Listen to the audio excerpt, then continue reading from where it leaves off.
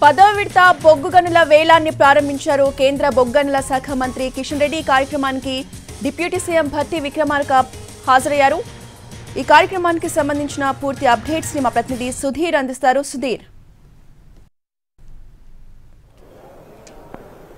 10వ విడత బొగ్గు గనుల వేలానికి సంబంధించి ఈరోజు ప్రక్రియ ప్రారంభమైంది. దేశవ్యాప్తంగా 60 బ్లాక్లను వేలం వేయాలని చెప్పేసి భారత ప్రభుత్వం అయితే నిర్ణయించింది. అందులో భాగంగా తొలిసారిగా హైదరాబాద్ కేంద్రంగా ఈ వేలం ప్రక్రియ అనేది ప్రారంభమైందని చెప్పవచ్చు. దాదాపు 2 నెలల పాటు కూడా ఈ బిడ్డింగ్ ప్రక్రియ కొనసాగుతూనే ఉంటుంది. అందులో భాగంగానే ఈ రోజు హైదరాబాద్ లోని ప్రైవేట్ హోటల్లో ఈ కార్యక్రమం జరిగింది. ముఖ్యంగా తెలంగాణకు సంబంధించి చూసుకున్నట్లయితే సింగరేణికి సంబంధించి ఈ కార్యక్రమానికి ఈ వేలంలో పాల్గొంటుందా లేదా అని చెప్పేసి నిన్నటి వరకు ఉత్కంఠగా కొనసాగింది. అయితే ఈ రోజు రాష్ట్ర డిప్యూటీ సీఎం భట్టి విక్రమార్క మాట్లాడిన దాన్ని బట్టి చూస్తే మాత్రం ఈ వేలం పాటలో ఇప్పుడు ప్రస్తుతం సింగరేణి పార్టిసిపేట్ చేయట్లేదని చెప్పేసి చాలా స్పష్టంగా అర్థమవుతుంది.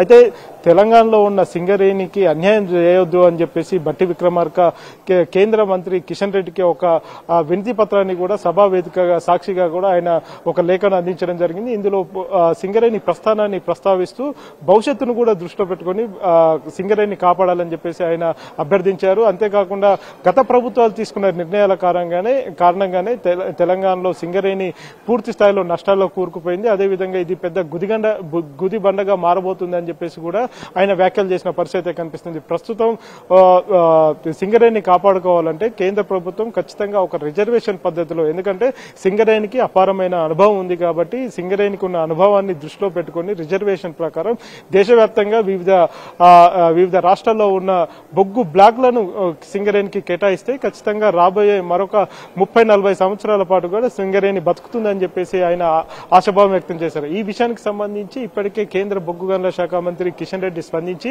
ఎట్టి పరిస్థితిలో కూడా బొగ్గుకు సంబంధించి, అంటే ప్రస్తుతం ఇప్పుడు వేలం నిర్వహిస్తుంది కేవలం ఆదాయం కోసమే కాదు, ఆయా రాష్ట్రాల ప్రయోజనాల కోసమే ఈ వేలం పాట నిర్వహిస్తున్నామని చెప్పేసి కేంద్ర బొగ్గు గనుల శాఖ మంత్రి కిషన్ రెడ్డి స్పష్టం చేశారు. ప్రస్తుతం తెలంగాణలో కావచ్చు, అదేవిధంగా సింగరేణి ఎదుర్కొంటున్న సమస్యలన్నీ కూడా తన దృష్టికి ఉన్నాయి. తాను తెలంగాణ బిడ్డనే కాబట్టి తనకు కూడా సింగరేణికి సంబంధించిన పూర్తి వివరాలు తెలుసు. ప్రస్తుతం 49% వాటా కేంద్ర ప్రభుత్వానికి సింగరేణిలో ఉంది కాబట్టి సింగరేణిని కూడా కాపాడుకుంటామని చెప్పేసి ఆయన చెప్తూనే ఇటీవల ఒరిస్సాలో నిర్వహించిన వేలంపాటకు సంబంధించి అక్కడ ఇప్పటికీ సింగరేణి తరపున అక్కడ ఉన్న బొగ్గు బ్లాక్ ఏదైతే ఉందో అది ఇప్పటికీ కార్యాచరణ స్టార్ట్ కాలేదు. ఎందుకు స్టార్ట్ కాలేదు అనే విషయానికి సంబంధించి ఆ రాష్ట్ర ప్రభుత్వంతో అదేవిధంగా ప్రస్తుతం తెలంగాణ రాష్ట్ర ప్రభుత్వం కూడా చర్చలు జరుపుతామని చెప్పేసి ఆయన స్పష్టం చేసిన పరిస్థితి కనిపిస్తుంది.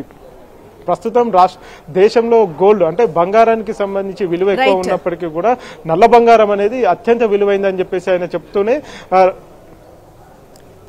రైట్. Thank you Sudheer.